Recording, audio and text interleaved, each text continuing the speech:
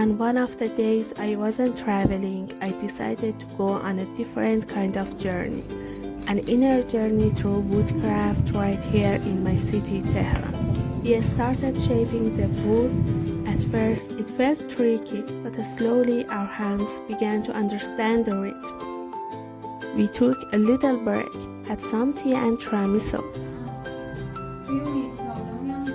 and then visited our teacher's cozy studio filled with beautiful wooden sculptures.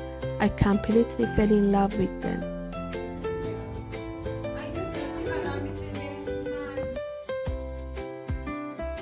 Then we got back to work, sanded the wood, painted our tiny fish, and just like that, the experience came to an end. Simple, grounding, and so peaceful.